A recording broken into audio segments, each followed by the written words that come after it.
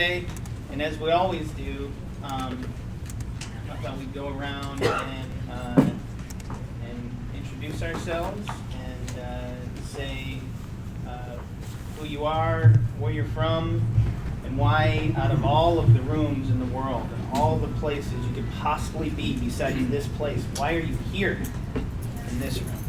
So I'm going to start with my friend and colleague, Dr. Barb Iverson. All right. I'm Barbara Iverson. I'm from Columbia College and from Vocal Thunder, and I'm here because I think that assessing this stuff is like really key to moving forward. All right, I'm Dan O'Neill. I run the Smart Chicago Collaborative. I work here at the Chicago Community Trust, our host for today. I'm here because I believe in this idea of Connect Chicago. No matter where you are, no matter where you are in the skills continuum, no matter where you are in the city, no matter where you are in your life, no matter where you are in the institution that you represent or the role that you play in this ecosystem, that you matter. And that we are workers in an incredibly important sphere of digital skills and access to the internet. And as we helped administer the Meetup funds, the fateful Meetup funds that we received from the city, and we'll hear from Danielle Demir over the last few years, what I learned was that's what we were missing. We were missing a common way for us to be in league with each other, to share training materials, to share our stories, to share our methodologies like we have in the past from people who are here. So that's why I'm here in this room, and I'm Dan. Hello. I'm Danielle Demir. I work in the Department of Innovation and Technology at the City of Chicago, and the city, we manage the technology at just a few of these labs across the city. So from a work perspective, that's why I'm here. From a personal perspective, I have my master's in library science, and I believe very strongly in public access to information, no matter what the form is. So I think I'm really excited to hear Erin's overview today. Hi, I'm Josh. I consult with Smart Chicago, and I work with Cook County and their open data, and I also do a lot with education data. And I like libraries and computer labs. My name is Laura Williams. I work on neighborhood economic development projects for the World Business Chicago and strategy too. And I'm here today because one of those projects is all about making sure everyone in the city has the access and skills to engage with I'm Devon Drummer. I'm number 4 at the Smart Chicago Collaborative, the latest team member, hired to run a new initiative called the Connect Chicago Challenge, and it's a comprehensive effort on the part of Chicago, the libraries, the city, the Chicago, Smart Chicago, everybody else, to make Chicago the most dynamic digital city in America. And the work that we do, formerly I was a tech organizer in Inglewood doing basic computer trainings with parent groups in schools, block club leader. One of my first trainings a few years ago was with the block club leader. We had a Zoom, a laptop, and we had 80 different devices that she just kind of strapped up, and we were training for block club on Google Maps and Google Calendar. It was really exciting. And so I'm excited to be connected with this group, because what other space are there this many people representing this many communities doing this kind of work in Chicago? So this is my first meeting. So if you wanted to Morning, everyone. My name is Dan Director of the Arts Collective, and a lot of programs that we present have in public spaces, and some of the programs in some spaces don't have free Wi-Fi, and certainly the program that we can enhance really and computers. I'm EJ Wilder, customer service trainer, workforce development specialist at the Association House of Chicago. Here to just hear about computer labs in the city. The supervisor here runs the tech lab, so we thought it'd be beneficial, informative to come out and share and listen and see what we can do to make stronger connections. I'm Stephen Pedosi. I'm the Tech Lab Supervisor and Workforce Development Supervisor at Association House of Chicago in Humboldt Park. And I've been coming to these from almost the beginning. And yeah, I believe strongly in public access to technology and information, especially in the context of workforce. So, love meeting. My name's Angelique, and I don't live in Chicago, Aurora, so I'm right down the street from the public library, so I spent quite a bit of time there over the last couple of years, and it was kind of eye-opening.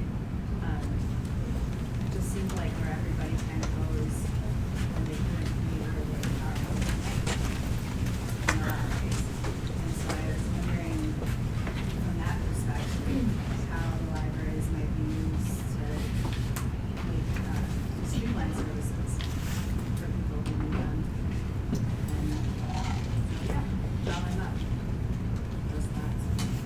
My name is Tashira Little. I'm here representing the Lumen team, where we do capacity building for nonprofits and technology and finance. We also have the MSITA Academy, where we can help CTCs with Microsoft training. So we're that has an open computer lab, we need Microsoft training. So we're here to just hear about your thoughts.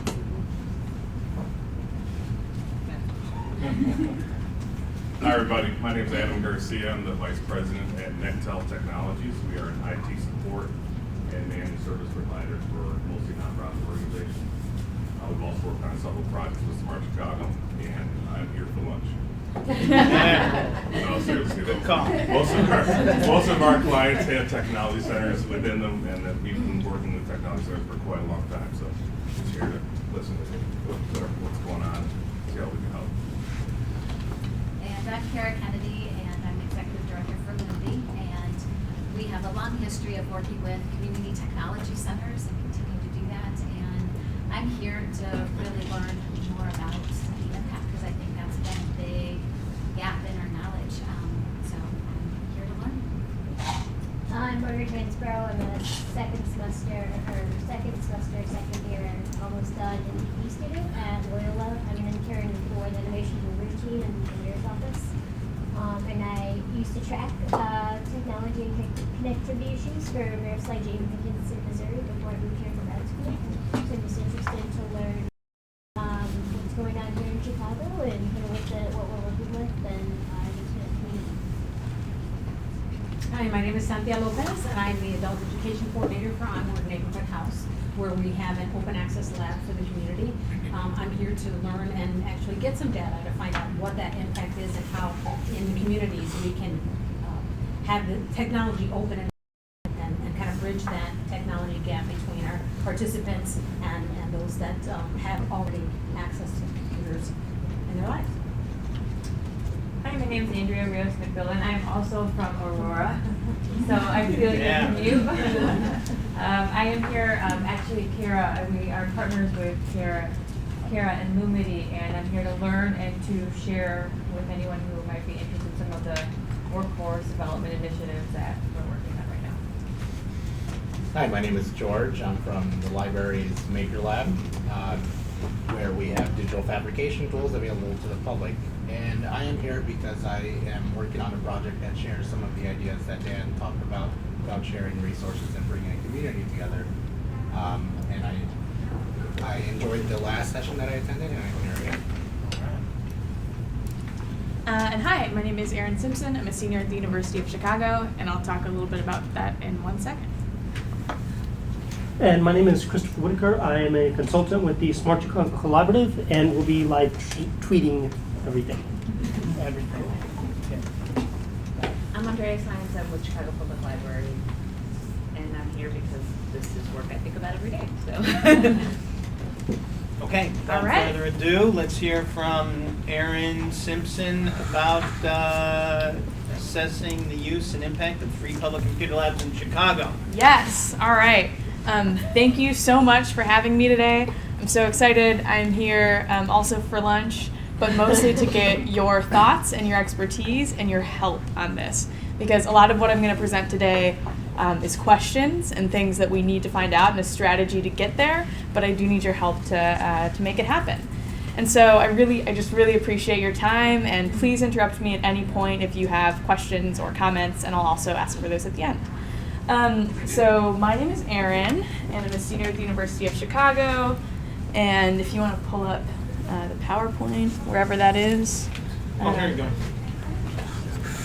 Wow. So I'm interested in urban sociology and place-based social policymaking as it relates to digital inequities and physical inequities. Okay, this Oh, there you go.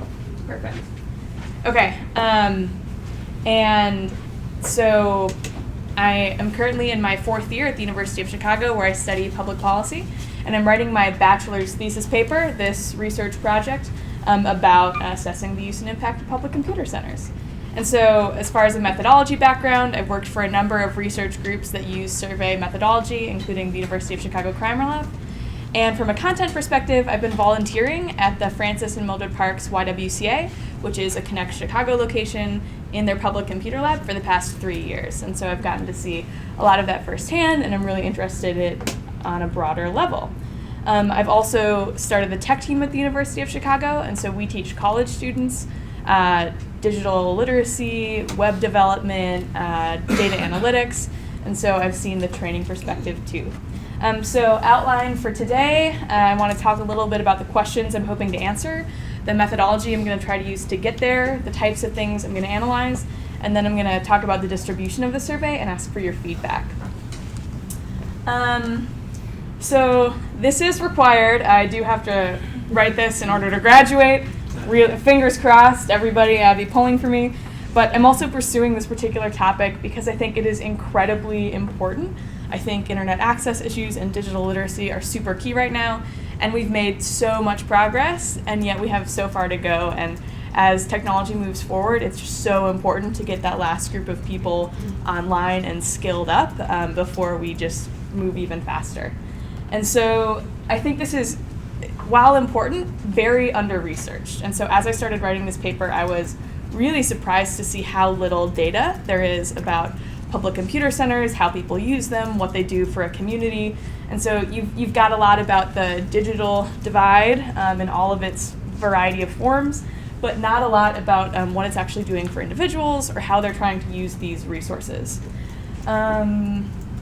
And so this is just the beginning. I want to try to start creating a more rigorous knowledge base that might be useful to policymakers or to providers for you or in other cities to know more about what's going on here and make these centers work better for people who are trying to use them. And so the final product of this is a 30 to 50 page thesis that's due in May. I hope none of you have the misfortune of reading it in full, but I will produce a shorter executive summary of findings. And I'm also going to make all of the data available, de-identified, to anyone who wants to use it. And so I can also help you parse that if you just want data for your center. If that's a robust enough number, then that's actually something that you can use, I hope. Okay, so I'm seeking to understand, and bear with me, how, why, in what way, to what end, and with what degree of success do Chicagoans use public computer centers? And so that's going to help me understand sort of the role that public computer centers are playing for individuals, and then sort of extrapolate that onto the community. And I'm going to ask a lot about impacts and outcomes, and how this is impacting people and how they think it's impacting their neighborhood. And that's going to allow me to talk about public computer centers as a policy tool. And don't get me wrong, I think they're so much more than that. I think they're a gathering space, they're a place of learning, they're incredible, and also can be used as a policy tool to help reduce digital inequality, economic development, education. There are a number of different goals that we've got coming from funders, coming from providers. And so one of the things I'll be doing is sort of taking stock of all of the different things that public computer centers are supposed to be doing, and then comparing that to what users are, how they're using them, and see across the board, okay, so which goals are we fulfilling to whatever extent I can from the data that I get. And then I think some interesting secondary questions are sort of the interaction between digital and physical community building. I think you hear a lot of hype about, oh, social networking, et cetera, et cetera. If you're familiar with urban sociology, there's this big question of community lost and community found, and how is the internet affecting what we do with our neighborhoods? You know, if we're just ordering everything on Amazon and we're on Facebook instead of interacting in person. And I think public computer centers are like this microcosm of the problem, like manifested before us. Not the problem, but like the puzzle, right? So people are going to a place to be together, but to connect with other people. And so one thing I'm asking about is who you're connecting with when you're online, and what's the social interaction like in the center? You know, are you helping people? Is there actual community building going on there? And so I fully appreciate the irony of me presenting to you folks who know this much better than I do, and so I will skim through this, and it'll be covered in a lot more detail in my actual thesis. And so nationally, we've come really far. 70%, according to Pew, of Americans have good quality broadband internet access at home. That's up a lot, but that's lower for lower income brackets as expected. 64% for people making $20,000 to $30,000 and under. And so the main predictor of not having broadband, not unexpectedly, is socioeconomic status. People can't afford it. And a lot of efforts have been made, and I'll talk about that in a second, but we've still got ways to go. And even if you have access, I'll talk about this as well, that's just the very first step as far as skills go. And so we know that, okay, so people don't have internet at home, and they're definitely going to public computer centers to use it. I mean, the libraries, from what I've heard, hit their peak capacity all the time. You know, they've got hundreds and hundreds of machines and frequently are hitting their peak capacity. And then the 2009 report that Davis did, I mean, it's saying that, you know, wait times are really high, like as an average of 2 hours for a lot of libraries. And so we know that the demand is there. And so in Chicago, similar story. The oft-cited, everywhere we see 40% of city residents.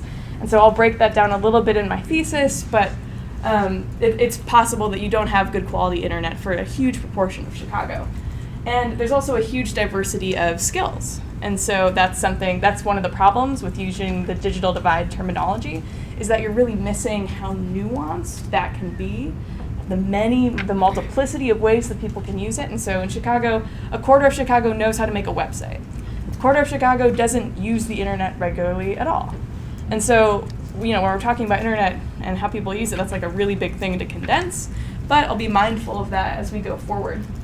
And so, oh yeah, 2/3 of libraries reporting high wait times. Bless the libraries. Okay, but access really only matters in the context of skills. And so this is something I'll be breaking down in my literature review. We're talking about the skills gap. We're talking about what trainings are supposed to be successful, and debunking the myth that smartphones are solving the problem. Very convenient. I'm super glad that 90% of Americans have a mobile phone, that 45% of low-income respondents use that phone to get on the internet. But what we're seeing is that just having a phone isn't enough to do a lot of things, both on the side where not all websites are mobile ready. It's hard to do word processing, you know, on your phone, but also in that digital skills more generally really lag behind for people who don't have actual computer access and are just trying to use their phones.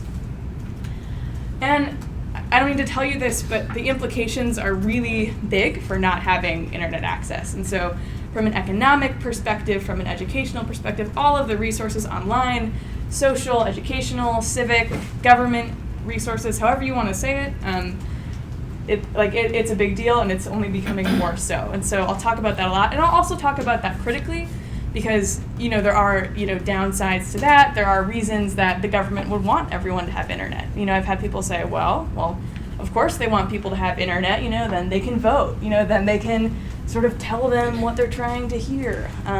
What about privacy issues? And so I'll definitely be sure to talk about, okay, so is there like a darker side to that? But I'll critically evaluate it across the board.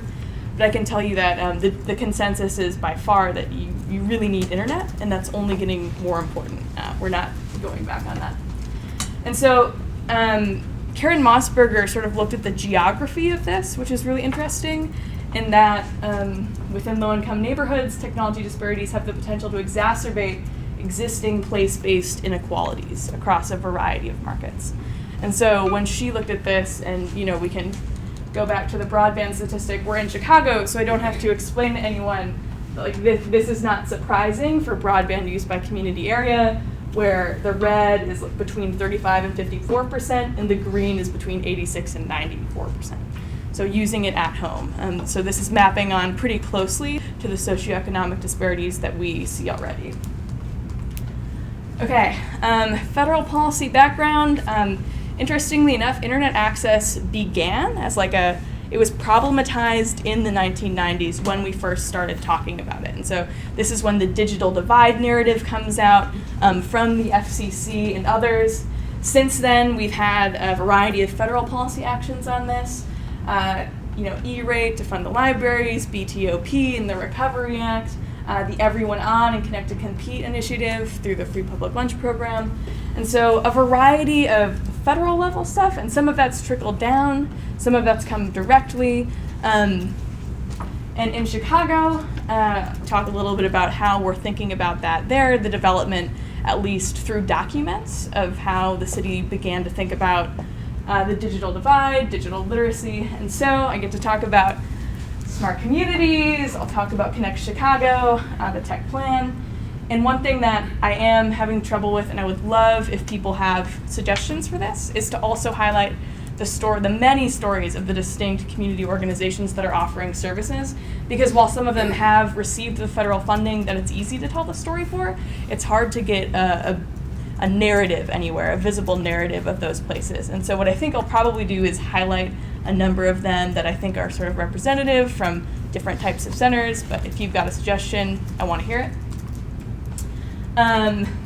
There's some literature, but not a lot. There's a lot of literature on the link between access and like what it does for you. So, students who've got it at home do better, or people who are looking for a job and also have a computer at home do better. But sort of the equation that we're working with as far as, literacy, access, and then outcomes is a little vague, right? So we don't have a ton of causal literature that's going across these things.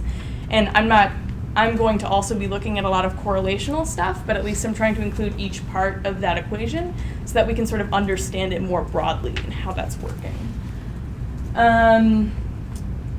All right, yeah.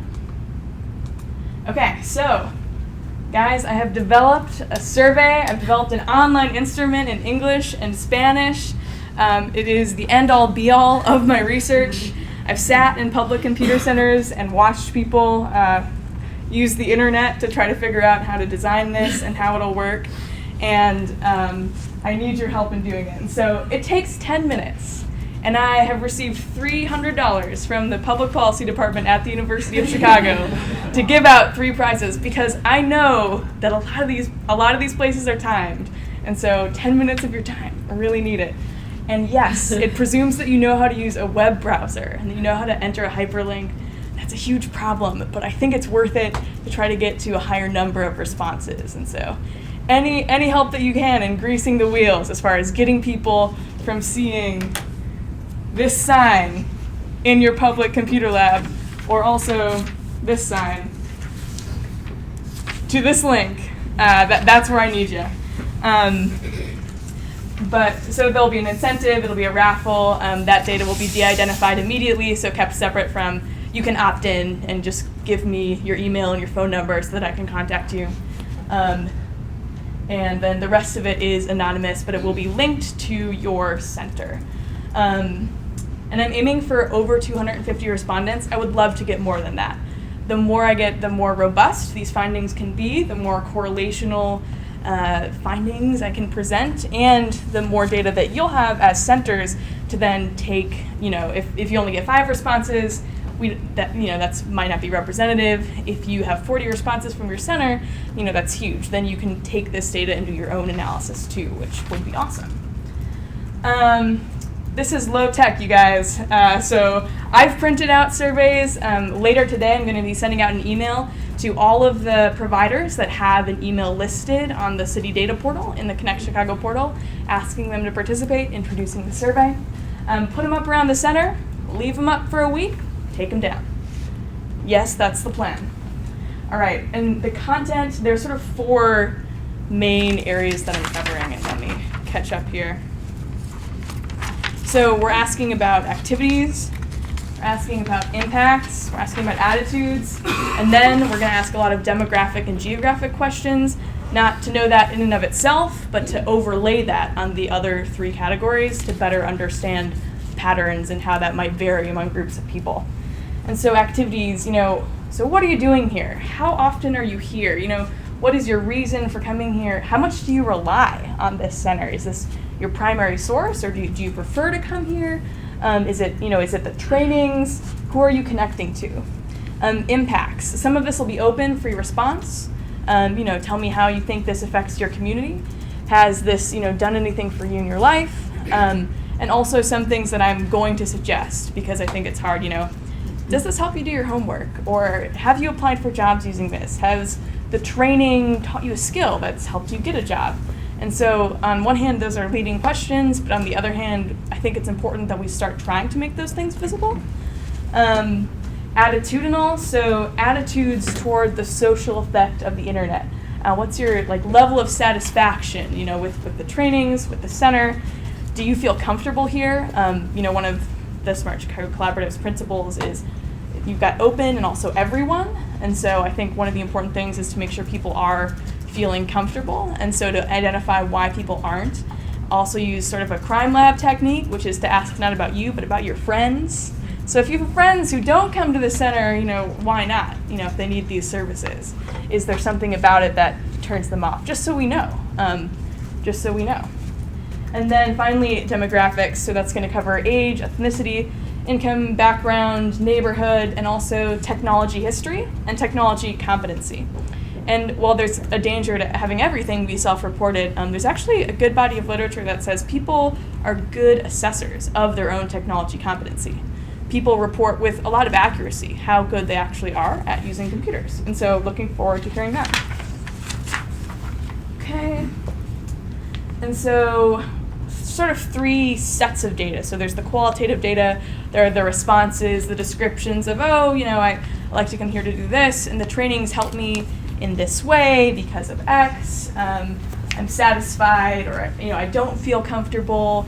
I'm having, I like to come here because my friends are here, or because X person has helped me in this way. To get a more precise, more granular picture of user activities. But then we'll also have quantitative data to sort of analyze those across groups. And so this is just a bunch of jargon for those interested, and that's sort of how I'll be identifying statistical significance, because I do want to say, with some confidence we can say that, seniors are very happy with the trainings present, or that, you are more likely to spend all of your time on Facebook if you are, a youth under whatever age. And so again, the validity and how far I can go here, how much confidence I'll have, is dependent on the sample size. So more surveys, the merrier. And finally, I'm going to be doing some mapping. So I have the location of all the centers. I'm asking people where they're coming to the centers from, and also where they live, and how they're identifying those neighborhoods. And so I'm really curious as to if there is a geography of access and choice and resources. And so if the centers near the red line are getting a lot more traffic, if you, even though you live somewhere else, you're more likely to go to a center downtown because it's open later. I'm going to try to map the responses to the extent that it makes sense, so that we can get a picture of that. And again, this is partially influenced by Karen Mossberger's work because she is finding a really strong geography of the trends that she finds in Chicago. Talked about this. Okay, so this is your call to action. I would love for you to distribute this information as widely as possible. I would love for you to consider participating. And that just involves printing the signs or taking the ones I printed today, putting them up in your center, directing people there. If they have low levels of digital literacy, just making sure that typing in that BIDI link doesn't trip them up, and taking them down after a week. And then over the next 2 months, I'm going to analyze those responses, and I'll again produce that report for you, and you can call me and say, yeah, I'm happy to come back here and I present the data. The other thing you can do is even easier, which is just forwarding other people you know my email. I really appreciate the work that they've done to get emails up on the data portal, but again, it means so much more coming to you, from you, than coming from me, who they don't know. You don't know if I'm some rando. I kind of am. But if you know centers who you think are interested in this or could participate, the greater diversity of places we have, the better. And so I really appreciate you taking the time. I'm sorry if this was the worst presentation you've ever seen in terms of content. I know we're all here to learn about the impacts, and that's also why I'm here. And so I really hope to come back in 3 months and present the answers. So thank you so much. I'm really looking forward to getting your questions and feedback. All right.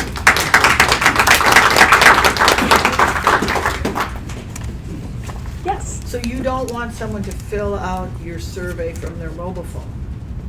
They could. They could fill out. Because I was thinking if they were in the center waiting to use a computer. That's a great idea. Okay. They absolutely could, and I think it is mobile enabled, so that should work. Yeah. Yes. Mobile enabled. What is the platform for the Woofoo. survey? Woofoo. That Yep. is mobile enabled. Yes. Woofoo is a wonder. Woofoo's great. Yeah.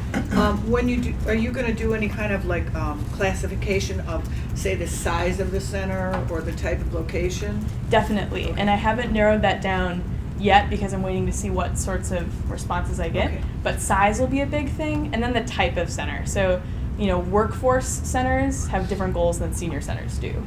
And so I'm not going to generalize across like success of this center in achieving user goals. I'll break it down as much as possible. And the more responses I get, the more I can break it down. How are you going to be able to decide what the success factors are for a library, for example? Right. So We serve I'm such a diverse. You have such a diversity, and so I'm just going with the mission. I'm going with providing free and open access. And To whatever end. To whatever end, yeah. And so I'm not going to define success for anyone. I'm just going to look at the different things. What BTOP says, what the city of Chicago says when they want digital excellence. What Smart Chicago wants, and so we'll see. It's not going to be like this center is a success or a failure based on this, but is it meeting the goals based on what users are reporting, and how do the user goals differ from what the library's goals are? Which for the library probably is not going to in a lot of ways because it's so broad. But yeah, there's a huge challenge there. Other thoughts? Scathing criticisms, suggestions? Yeah. Did you think about doing on-site interviews in terms of like if you weren't to a certain threshold with your sample size by a certain date, are you going to go in and try and find captive audiences of classes? Yes, yeah, I'll probably do that. And that would be a good way to complement it anyway, I think. Yeah. And especially in the future, if I ever extend this into a longer paper, I'll do a lot more of that. But focusing on the survey now to make sure it gets done, because I think that's going to be a better tool in this case. Yeah. All right. Cool. And so I hope. Well, wait. Yeah. So, so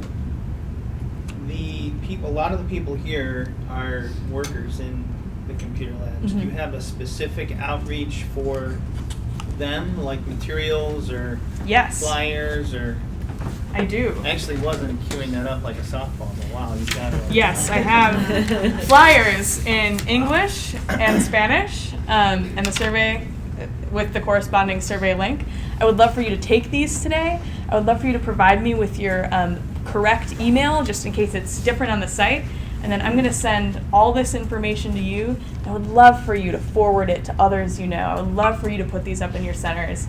And also, you feel free to contact me if you read the survey and you think, I wonder if she's thinking about this, or I just want to provide our center's story, and then I can get a better sense of what that means. So, yes, so please take these. Please give me your email address, and then I'll send them to you virtually so that you can print more and send them to your friends.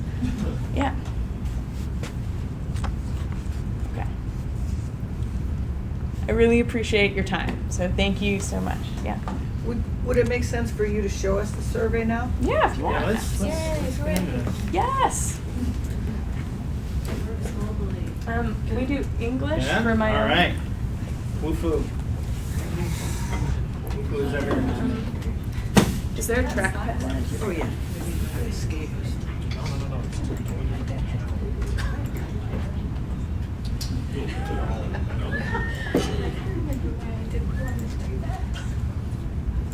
How many people, do you have a goal and how many people you want to have take it? At least 250, but hopefully many more. What's a minimum per center, or don't you care? I don't care. If I could dictate, if I could have my dream world, every center would have 40 respondents. 40, okay. Yeah. That would be really robust. I could do just about all of the analysis I want to do then. That'd be but 1,200 people. That'd be 1,200 people, yeah. Okay, so 1,200 people, all right. Well, yeah, well, you know, I'm trying to be in this. Dream big. Okay, dreaming big. Hello and welcome. So you go into your center, you see this, maybe a smiling face says, hey, you should consider giving us some feedback. 13 or older, I don't think I mentioned that. That's just like a methodology thing as far as we don't want kids misunderstanding any of the questions. And then it's all one page. There is a second page, but it's just for putting in your information for the raffle. Okay. And so what type of center are you in? Not sure. Other, that's fine. I will know based on sort of other factors, if not. How frequently do you use the center? How long does it take you to get here? What's the address of the place? And so, you know, I might actually make that not required. But that's going to allow me to map it, which I think will be really interesting. Do you usually come alone or with friends? And then why? You know, is that a social thing? Like I said, are there barriers that prevent your friends who need to use the computers from coming? You know, maybe they don't feel comfortable. You know, maybe I, like, as a woman, like, don't want to use the labs in Harold, Washington, because there's a lot of people watching adult videos there. You know, we need to know that. So how much do you rely on this lab? So completely, mostly, partly. And this stat could be awesome, right? Like if we have like all of these people are relying primarily on that, you know, I hope then you could show that to whoever's funding you and say, look, we're doing a thing that really needs to be done. So this will sort of help throw into context the rest of the information. So how else do you access computers and the internet? Really curious as to what degree this is something supplemental and to what degree it's totally primary. And in terms of your computer and internet skills. And how did you get these? I think like how you came to where you are is important. Okay, so I know this is open-ended, but I think that's the best way to not guide them or lead them or, you know, exclude responses. And then we've got a bunch of activities, all right? So learning, social networking, is it health information? Are you doing business? Are you accessing government services? Are you online dating? I put it on there. I would like to know. And then what else? Okay. So yeah, so this is a variety of things. I know this is the best way I figured out how to do it. So check all that apply. That would be excellent. Maybe it's all of those things. Right, okay, so descriptions. Just open-ended descriptions, you know, has this done anything for you? And so I'm not expecting a long story for everyone, but if there are like really important stories, I think those are cool to find. And I think that's important to show and make visible. Okay, so in-person interactions. So while you're doing there, do you get help from staff? Do you get help from other users? Have you been made to feel bad about your technology skills? This is a question that Pew asks in their national survey, and so I'm curious to compare it. What do you think about the internet overall? How does it affect society broadly? And so if everybody who is at the computer labs, you know, thinks that it weakens social ties, you know, that's interesting. You know, were they left behind, or are they just still skeptical? Okay, and so trainings, satisfaction with trainings, additional resources. I know that it's going to be silly of me to write a paper and then say, here are the things that you should add, when, you know, I'm not coming from a place where I understand your funding constraints for at least the individual centers, or you know, like what you have been trying to do. I can't tell all of those stories, but hopefully it'll be useful information to you anyway, just so you know. Question? I was curious in any of your research, or as you came up with your framework for analysis, how actual literacy issues underlie digital literacy questions, and I guess what the research says, and then kind of what maybe if you just wanted to touch on it at any point, if it become difficult to assess with just your thesis scope and things like that. That's a great question. So I think one problem is scope, and this constraint of the methodology is that I need people to be able to read the survey. And so you're right, I am going to be missing people who have trouble with literacy generally. That's also a problem for accessibility. This survey can't be read out loud in any WooFoo enabled feature. Yeah. Couple things on that. I'm sorry. So you could have a screen reader, and a lot of computers do have screen Right. readers. And is it allowable to have a proctor? It's very common in a lot of these centers. That would be great. Okay, so that's acceptable. Okay. Yeah, as long as that person, and I haven't put guidelines in. I don't think it makes sense to add another couple paragraphs about proctors. But as far as I'm concerned, as long as that person isn't influencing the responses, that would be great. But you're right. Yeah, that's a limitation of this research. I'll be able to talk a little about, and in my literature review, I discuss education. And how that maps, and so that's a big factor, and people will answer sort of an education question at the end here about, did you finish high school? And so, but that doesn't necessarily map to literacy though, you're right. If you have any suggestions, I would love to hear them. Yeah. Okay, how would you rate the effects? And so that's a general question, but now that I already know why they're coming, I think that'll, I'll be able to illuminate that a little more. Explain, what effects do you think public computer labs have in your neighborhood? Again, this is open-ended, but I do think we'll see trends emerge, and I can use different qualitative softwares to figure out. Do you feel welcome and comfortable here? I'm curious to know. What is this computer lab doing well? How could this computer lab improve?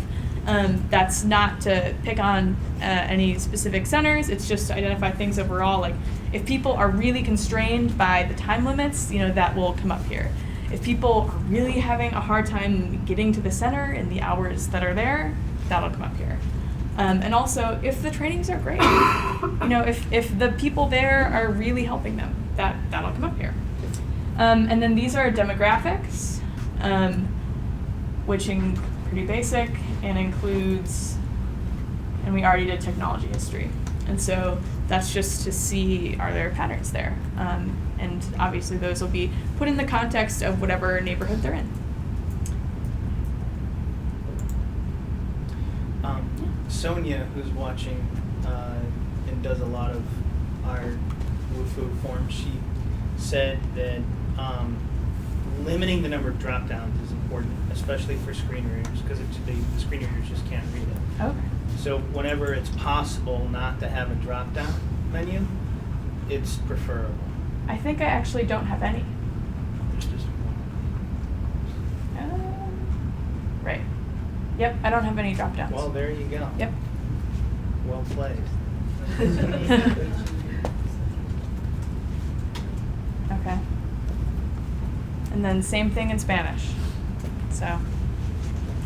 Have you had people take this that would be in the kind of people that you're expecting, that you want to take it, so you could see if some of the questions could be reworded or something? Yeah, I've had a couple different folks take it. I haven't done any formal sort of user test, but I didn't see any. I've made a couple iterations of the survey. Yeah. Yeah. So, I don't know if you're planning on distributing some more of the signs in the next couple days, but the American Library Association is a conference that works and media representative brought some over. Oh wow. Yeah, that's cool. I feel like that's like way out of my league, but yeah, if this produces stuff that is in fact rigorous and useful, I would love to do that. Yeah. And if anyone knows of data sets that are relevant, I thought I did a pretty good search, and I didn't find anything that spoke to this. But if you know of them, let me know. If you have internal data that's not open that you would be willing to share with me for a paper that will be published publicly, let me know. Or if you just want to share it privately and I can look at it and then just be informed by it generally, that's cool too. Looking at you, Chicago Public Libraries. So, all right. Again, available by email, available by phone. Give me a call. Let me know your thoughts. Put these posters up in your centers just that 1 week, and then, yeah, I hope to make visible the impact of what you're doing, and I really appreciate it. So, thank you so much. All right, thank you. Okay, so a couple things. You have to consume probably 2 or 3 times the amount of food you've consumed thus far. This is important. Does anybody in this room want to make a presentation at this time of any kind about any topic that relates in any way to what we care about? I'll go. Hit it. If you don't mind. Please. Hi, so my name is Andrea McMillan. I'm with CompTIA, and we're actually partners with MIDI. And we are working together on behalf of, or in partnership with Chicago Public Schools, city colleges, and the city of Chicago to implement work-based learning opportunities within the early college STEM schools. So there are 5 early college high schools in Chicago, all in neighborhoods. Students are minority, low income, and underrepresented in the IT industry, and the goal is to create a pipeline of talent so that they can be in the IT industry workforce as they graduate college. So part of their schooling, they earn a college degree if they pursue a path that we offer. And the other integral part is in community engagement and employer engagement that goes into the schools and offers internships and mentorships for the students to learn those relevant work skills that they're not getting right now. And it's so necessary for these students. And so what I'm here today is to just tell you that tiny glimpse of the program and that we are offering and looking for internships for our students. So we have about 100 students that we're looking to place in internship positions this summer.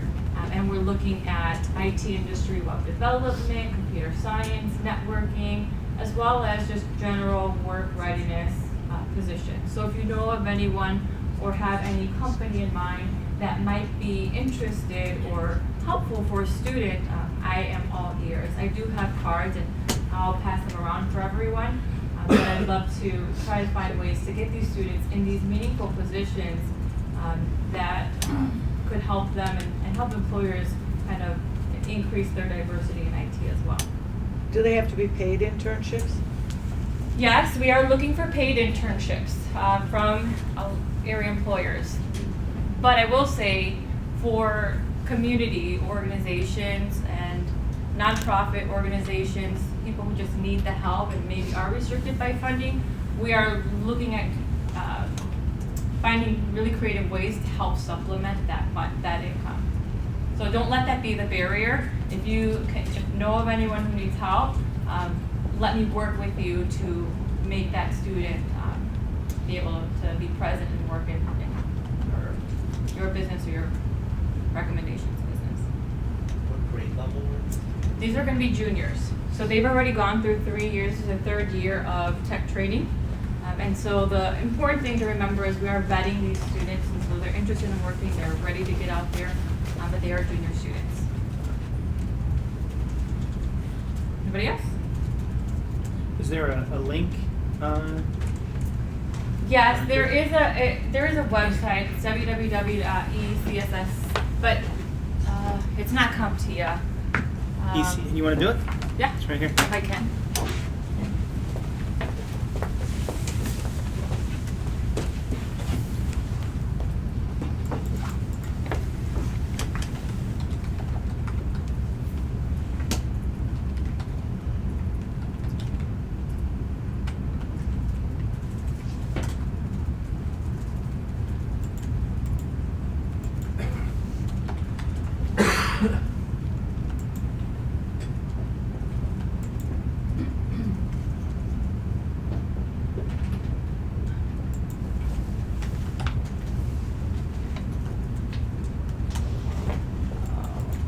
I'll have to look it up. I'm sorry, I don't have No problem. No the problem. site isn't 100% live yet, but there is a site that we can reference. But I will give you guys my cards. That will be the best way right now to get this information. Cool. We also have these meeting notes I put. Did anybody see the link to the meeting notes? Yeah. We have everybody who's here and fill in. I tried to put in what I heard you say, but yeah, definitely you could just put in the meeting notes too, and everybody can get it from anywhere. Perfect. Awesome. Thank you. Who else? Go ahead. Yeah. So again, I'm Tashira from Lumini, and like I mentioned earlier, we do capacity building. We also do a lot of Microsoft-based trainings. And once a quarter, we do workshops and seminars. We have one on Tuesday around growing your funding for your organization. It's a lunch and learn. It'll be held at the Civic Opera House on the 12th floor. And it's $10 to attend. And if you know of anyone in your development department or executive directors or anyone else that might want to hear this topic, you guys can come out. Awesome. Who else?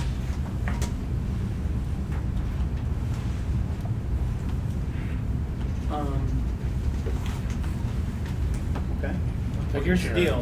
It's which you guys. I can all right, share my hit us up progress on it. since last All right. time. Yeah. Makerspace. Plug in anywhere? Yeah. It's more complicated than I want it to be. Let me. Hey, go to the desktop and let's see if this thing pops. We got time. By the way, you can. We got this room till 1, so we're just gonna hang out anyway. You can get food. You can do whatever you want. I'm gonna put this in a magic. On these. You know what? I could probably get it online. All right. I'm still gonna put this in. We'll see what happens. Okay. All right then. I sent you an email just now. Oh, good.